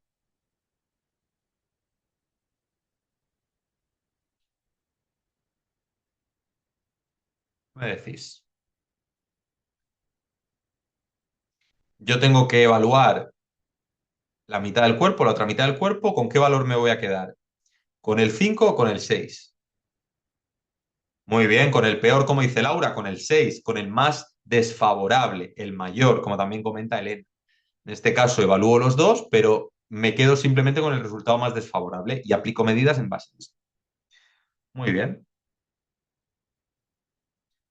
Aquí tenéis los grupos. Método Rosa. Bueno, del método REBA, en algún examen he preguntado qué significa el acrónimo REBA, Rapid Entry Body Assessment, que es evaluación rápida del cuerpo entero o del cuerpo completo. Sería el REBA. El rosa igual, lo que pasa que en el caso del rosa es Rapid, si no recuerdo mal, Rapid Office Strain Assessment. Y, y el rosa os podría preguntar, qué evalúa el rosa? Manipulación manual de cargas, posturas forzadas, movimientos repetitivos. ¿Qué evalúa? El método rosa. Y de forma concreta, ¿qué evalúa y qué y de forma específica el qué? Correcto, posturas forzadas y de forma específica, ¿qué evalúa dentro de posturas forzadas? Muy bien. PVDs, pantallas de visualización de datos. Muy bien, PVDs. Entonces, lo ideal sería que me dijerais, ¿qué evalúa el método rosa? Posturas forzadas en PVDs. Muy bien. Y luego, segunda parte de la pregunta, ¿en qué 5 áreas realiza esta evaluación? Pues evalúa la silla, evalúa la pantalla, el teclado y el ratón, evalúa el teléfono, evalúa los accesorios y el área circundante. Ahí tendríamos todo el estudio del método.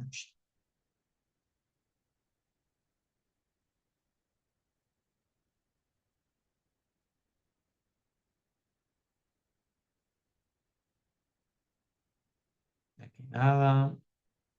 Vale, pasamos a movimientos repetitivos. ¿Qué es el movimiento repetitivo? Pues son movimientos continuos mantenidos durante la realización de un trabajo que implican el mismo conjunto osteoarticular, provocando en el mismo fatiga, sobrecarga, dolor y por último lesión. Los investigadores dan definiciones diversas sobre el concepto de repetitividad. Una de las más aceptadas es la de Silverstein, que indica que el trabajo se considera repetitivo cuando la duración del ciclo de trabajo fundamental es menor de 30 segundos. Entonces, en el examen os puedo preguntar qué es un movimiento repetitivo y a partir de cuánto tiempo se considera este movimiento repetitivo. Pues me dais la definición de movimiento repetitivo y los 30 segundos de Silverstein. Acordaos que es menor de 30 segundos, no mayor. Hay gente que en el examen me ha llegado a poner mayor de 30 segundos. No, si es mayor de 30 segundos no es un movimiento repetitivo, tiene que ser menor de 30 segundos. Que ese grupo osteoarticular que yo uso en ese movimiento lo haga más de una vez eh, o dicho de otra manera, lo haga en un tiempo inferior a 30 segundos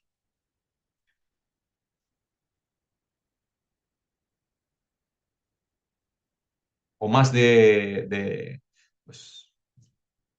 de 2 veces por minuto. Vale. Lesiones más frecuentes las hemos comentado, las mismas, tendinitis, tenosinovitis, epicondilitis o epicondialgia, síndrome del canal de Gullón, síndrome del túnel carpiano, con estas nos valdría. Eh, y metodológicamente hablamos del OCRA, hablamos del Strain Index, hablamos eh, del Ergo IBV, pues, metodologías de movimiento repetitivo. Del OCRA, ¿qué os podría preguntar? Pues os podría preguntar por los factores de análisis del OCRA. ¿Cuáles son los factores de análisis? ¿Qué evalúa el OCRA? Movimientos repetitivos. ¿Cuáles son sus elementos de análisis o de estudio? Pues la frecuencia, la fuerza, la postura, la recuperación, la duración y el riesgo adicional. Con esto nos serviría.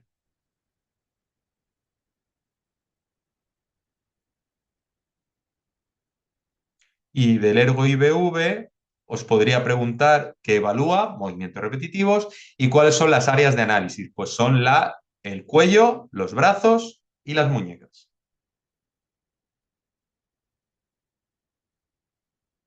PVDs no vamos a preguntar nada aquí porque para eso hemos visto el rosa y no sé si tenéis alguna duda antes de pasar al tema 3 y 4.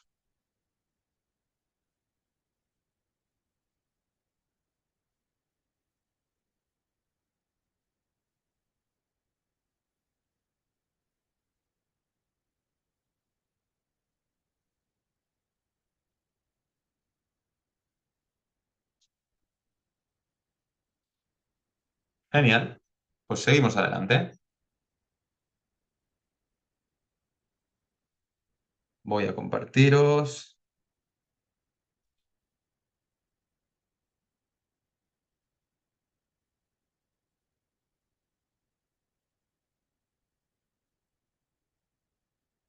Carga mental. Voy a compartir carga mental.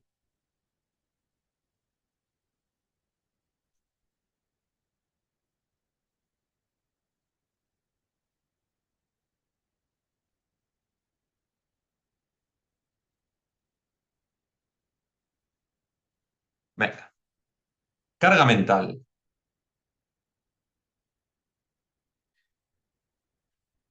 De este tema vamos a ver muy poquito. Nos vamos a ajustar a lo que sería el concepto de carga mental, que es el mismo que carga física, pero cambiando la parte de física por mental.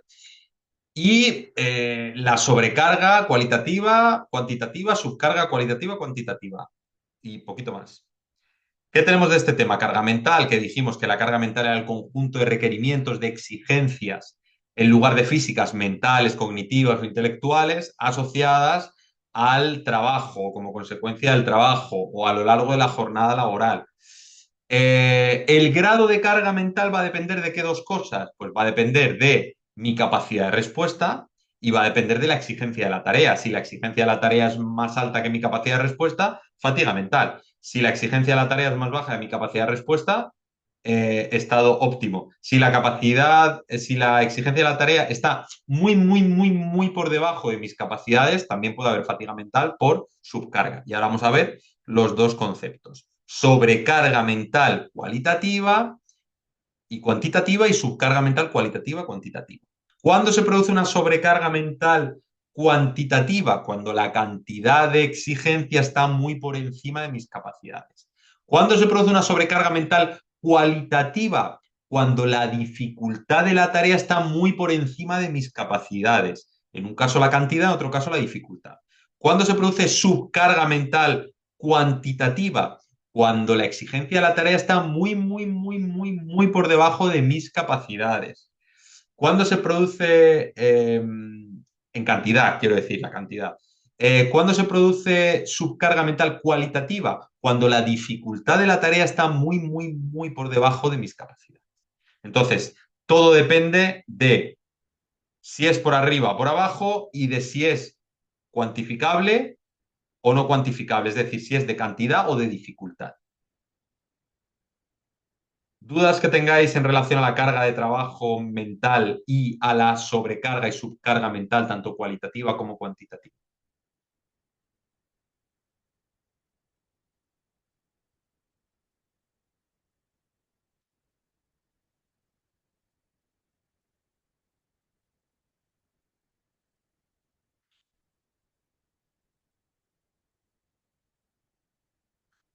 ¿No hay dudas? Perfecto. Muy bien. Todo claro. Pues pasamos al último tema, porque de aquí ya os digo, aquí lo más importante se ceñiría a carga mental, sobrecarga mental cualitativa, cuantitativa, subcarga mental cualitativa, cuantitativa.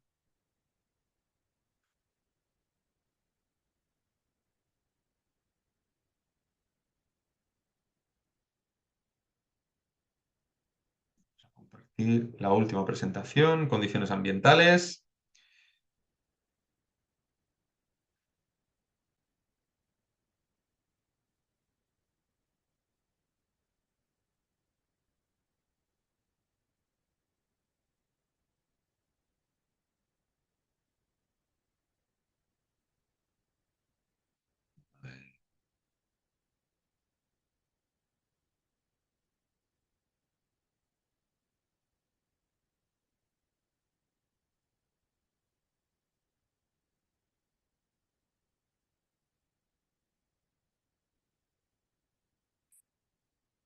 Aquí.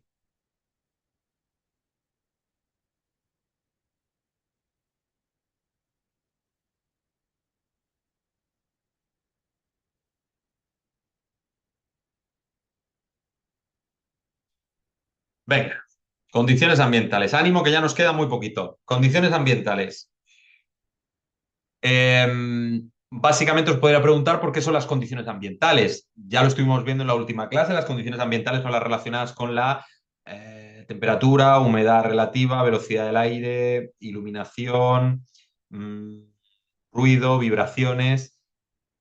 También hay químicos biológicos que podrían intervenir como condiciones ambientales. Nos vamos a ceñir, en primer lugar, si os preguntaran en el examen por qué es la ergonomía ambiental, que me indiquéis que es aquella relacionada con o en la que se tienen en cuenta los factores ambientales físicos como la temperatura, humedad relativa, velocidad del aire, iluminación, ruido, vibraciones. Con eso sería suficiente. Entrando ya en materia, iluminación, pues en términos de iluminación os podría preguntar por los parámetros fundamentales necesarios para el confort visual, que no es otra cosa que la uniformidad, perdón, de los niveles de iluminación, la distribución o equilibrio de las luminancias, deslumbramiento directo e indirecto, direccionalidad de la luz o parpadeos, efectos estroboscópicos. Estas serían las 5 áreas sobre las que se podría llegar a preguntar en el examen. No os voy a pedir que las desarrolléis, no os preguntaría en profundidad ninguna de ellas, os podría preguntar sobre cuáles son estos parámetros para obtener el confort visual.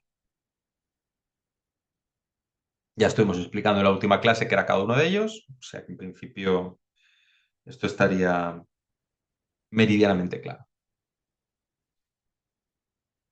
Pasamos a estos niveles de iluminación, control, deslumbramiento directo e indirecto, direccionalidad de la luz, el efecto estroboscópico.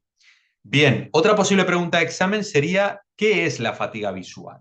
Vale, pues la fatiga visual es la disminución de la capacidad visual de carácter reversible debido a un esfuerzo excesivo del aparato visual. Hay tres elementos. ¿Qué es la fatiga visual? La disminución de la capacidad visual, es de carácter reversible y está producida por un excesivo esfuerzo del aparato visual. Bien. Muy importante en esta definición para evitar equivocarnos, la palabra disminución es o consiste en una disminución de la capacidad visual, no una pérdida ni ausencia de la capacidad visual. Hay gente que en el examen me ha llegado a poner a veces.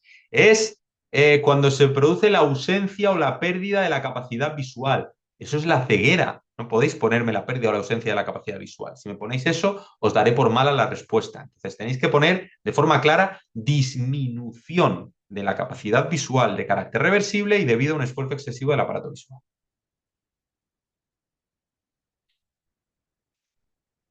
No, yo no soy una persona extremadamente rígida con los detalles, pero hay detalles que son cruciales para el concepto de la definición. Entonces, cambiar aquí una palabra es un mundo, es darle un sentido totalmente distinto y no nos sirve. Entonces, por favor, ajustar muy bien a lo que ponéis. Mejora las condiciones de iluminación y pasamos al ambiente y confort. De aquí, pues, saber qué es el bienestar térmico, el confort térmico, básicamente, factores termohigrométricos, actividad física, velocidad del aire, equilibrio térmico, cómo puede afectar todo. Sí que de aquí os podría preguntar también me he pasado, por aquí, por el equilibrio térmico. ¿Qué es el equilibrio térmico? Pues se presenta equilibrio térmico cuando la producción interna de calor es igual a la pérdida de este al ambiente. Es decir, cuando la cantidad de calor que yo eh, produzco, mi metabolismo produce, es exactamente la misma que la que tengo que tirar. Eso es eficiencia, por eso es equilibrio, porque exactamente estoy consumiendo lo que necesito. La correlación entre la temperatura exterior y mi producción de calor es ideal, está en equilibrio, es eficiente. ¿Qué pasa cuando hay un desequilibrio? Es decir, cuando produzco más calor del que puedo eliminar al ambiente. ¿Qué me pasa cuando produzco más calor del que puedo eliminar al ambiente? Porque el ambiente ya de por sí es caluroso. ¿Qué pasa? ¿Qué nos ocurre? Muy bien, que sudamos, exacto. ¿Y qué pasa? ¿Qué ocurre cuando produzco menos calor del que el ambiente me demanda? El polo contrario, ¿qué me ocurre?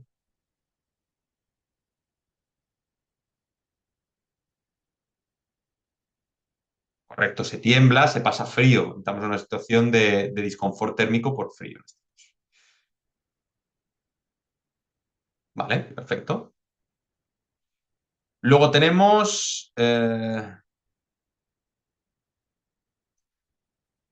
confort acústico. ¿Qué es el confort acústico? Pues el confort acústico es el nivel de ruido que se encuentra por debajo de los niveles legales, que potencialmente causa daño a la salud y que además ha de ser aceptado como confortable por los trabajadores. No molesta, no perturba y no causa daño directo a la salud. Vale. ¿Qué diferencia el confort acústico a el valor de límite ambiental? Pues que el confort acústico todavía lo mejora. El valor límite ambiental o los valores de referencia o valores legales, como pone aquí la definición, son los que nos marca el Real Decreto de Ruido y nos dice que tenemos el valor límite, el nivel inferior y superior que da lugar a una acción. Pues esos son los valores legales. Pero es que el confort térmico, aun estando por debajo de esos valores, aun estando por debajo de esos valores, es decir, ya cumpliendo con la legalidad, además ha de ser suficientemente bajo para que sea aceptado como confortable por los trabajadores, que no les moleste, que no les perturbe ni les cause daño. Entonces, el confort acústico es el nivel óptimo de estado ergonómico de ruido en términos de no molestias y de confortabilidad.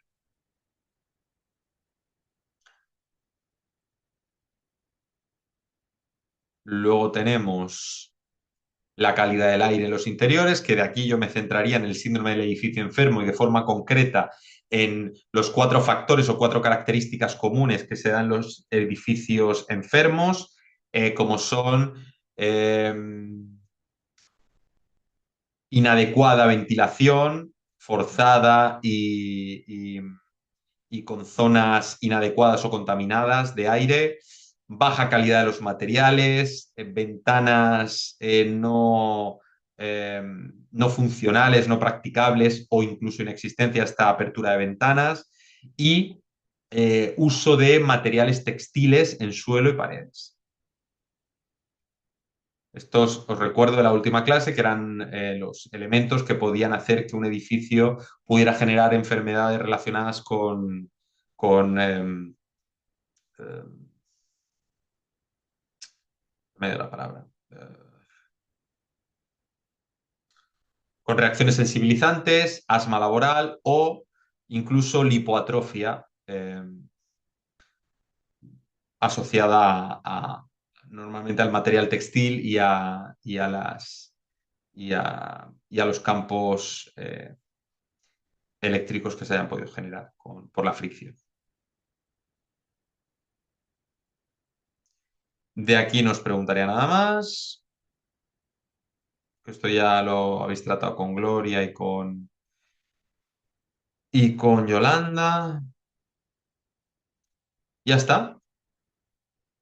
Esto sería, esto sería todo. ¿Dudas?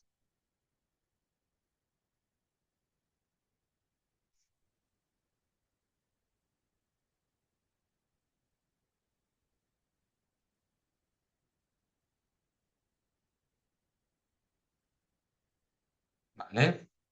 Sé que puede parecer que es mucho contenido, son muchas cosas, pero centraos en estas 2 horas en los puntos clave que os he dicho.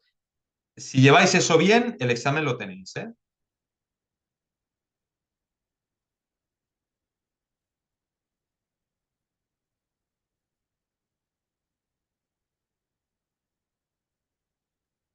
Genial.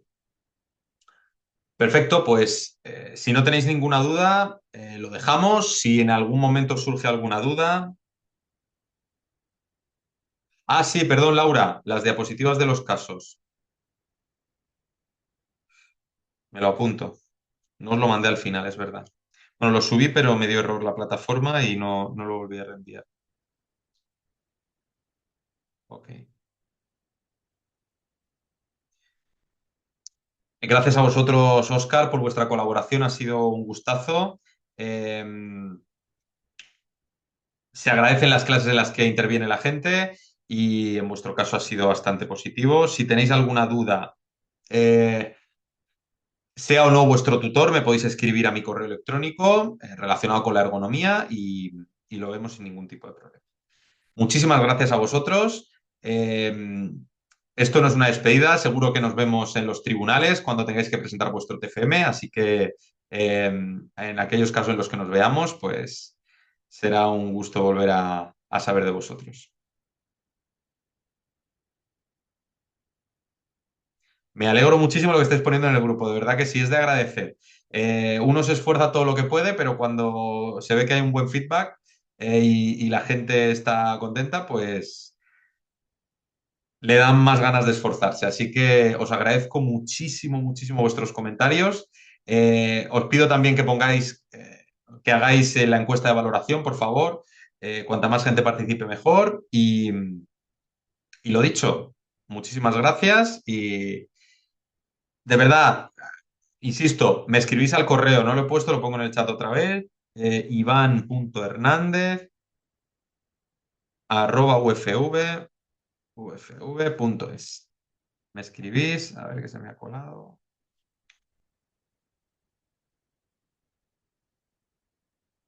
A ver. Vale.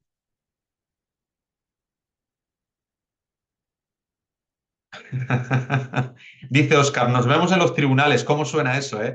Sí, la verdad es que ahora que lo veo escrito suena un poco raro. Nos vemos en los tribunales y no por litigios, ¿eh? Nos vamos a ver en los tribunales de defensa de vuestro trabajo final de máster, seguro. Así que va a ser un ambiente mucho más distendido. No os preocupéis, estad relajados. Hay mucha gente que se agobia de cara al tribunal. Madre mía, ¿por qué me van a preguntar? ¿Me voy a repasar muy bien todas las metodologías de la asignatura? No, no, no, no, no. Se os pregunta de vuestro TFM y en concreto de la metodología que habéis usado. Ya está, no se os va a preguntar por nada más. Si habéis hecho vuestro TFM y tenéis claro lo que habéis hecho, es muy sencillo. Tenéis que tener claro, oye, pues mira, he evaluado Nayos. ¿Qué resultado me ha dado? Pues me ha dado un resultado moderado porque estaba entre 1 y 3. ¿Cuáles han sido los factores de corrección más lesivos? Lo que peor me ha salido. Pues lo que peor me ha salido ha sido la distancia horizontal y el ángulo de asimetría. Y he puesto medidas para trabajar estos dos. Ya está, lo tienes claro. Eso no va a haber ningún tipo de problema. Tenéis que tener muy claro de cara a vuestra defensa TFM. Bueno, primero tenéis que hacer el TFM, pero luego de cara a la defensa no os preocupéis. Hay gente que se obsesiona pensando en que hay que repasar absolutamente todas las asignaturas. No, hay que ajustarse a tu TFM, a lo que has hecho y tenerlo claro. Ya está.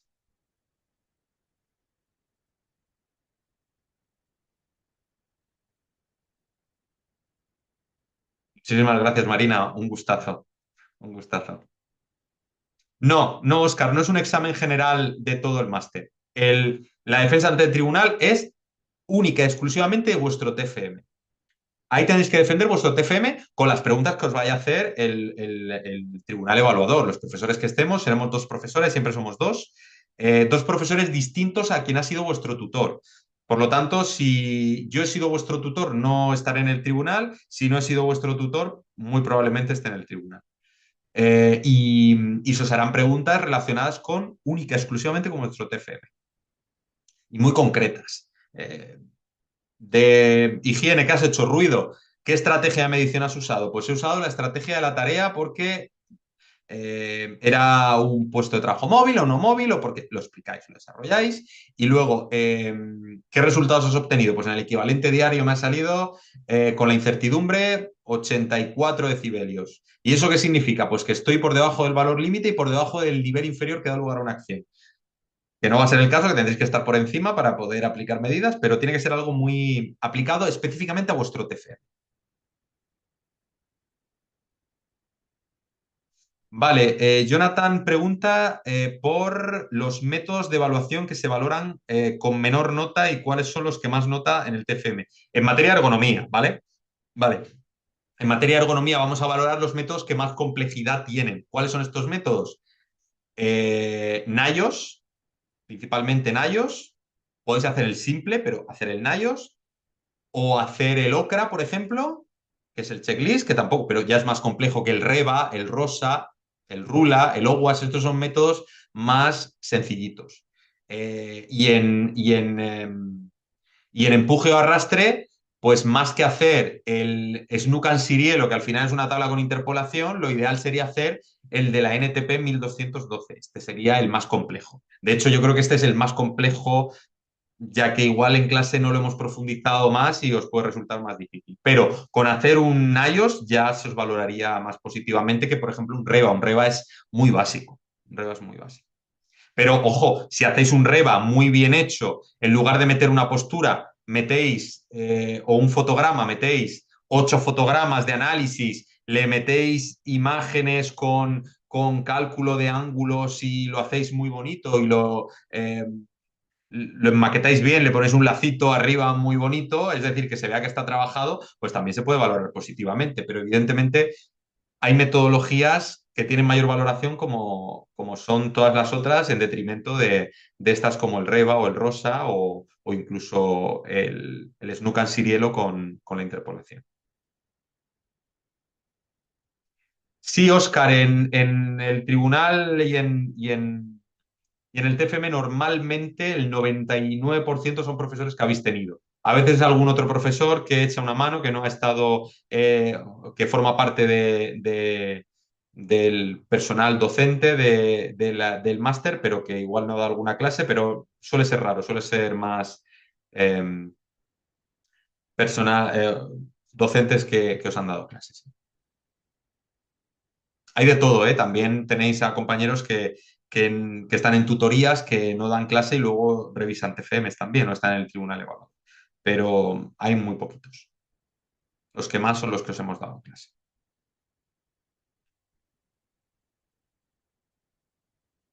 Muy bien, pues dicho esto, y si no tenéis más dudas, mucha suerte con los exámenes de mañana, los que los tengáis. Ánimo.